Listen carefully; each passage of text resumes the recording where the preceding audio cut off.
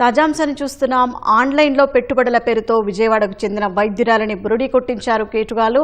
విడతల వారీగా 60 లక్షలు కొట్టేశారు. ఇక మరింత సమాచారం మా ప్రతినిధి సూర్యారావును అడిగి తెలుసుకుందాం. సూర్యారావు, చెప్పండి. సాగిన్, ఈ పోలీసులు ఎంత చైతన్యంతో అవగాహన కల్పిస్తున్నా కూడా ఈ ఆన్లైన్ పెట్టుబడుల పేరుతో ఈ మోసపోతున్న సంఘటనలు జరుగుతూనే ఉన్నాయి. విజయవాడ తాజాగా రామరపాడులో ఇలాంటి ఘటన జరిగింది.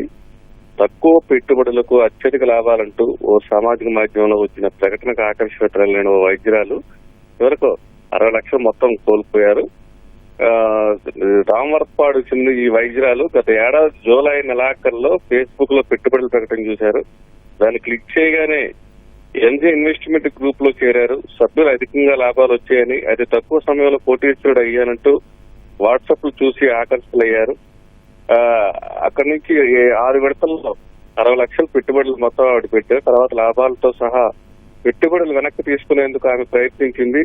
అయితే వీలు పడలేదు. చివరకు ఆమె మోసపోయినట్లు గుర్తించింది. చివరకు ఆమె సైబర్ క్రైమ్ పోలీసులకు ఫిర్యాదు చేసింది. దీనిపైన సైబర్ క్రైమ్ పోలీసులు కేసు నమోదు చేసి దర్యాప్తు చేస్తున్నారు. ఇది ఒకటే కాదు, విజయవాడలో తరచూ కూడా ఈ ఆన్లైన్ పెట్టుబడుల పేరుతో ఈ మోసాలు జరుగుతూనే ఉన్నాయి. సామాజిక మాధ్యమాల్లో ఈ ప్రకటన చూసి మోసపోతున్నారు చాలా మంది బాధితులు.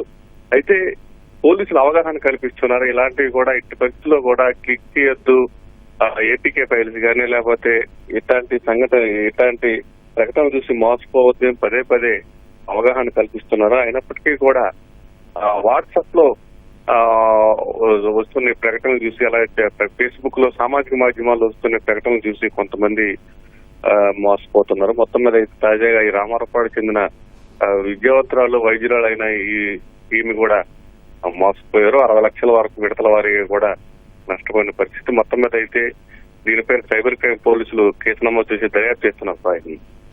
ధన్యవాదాలు సూర్యారావు.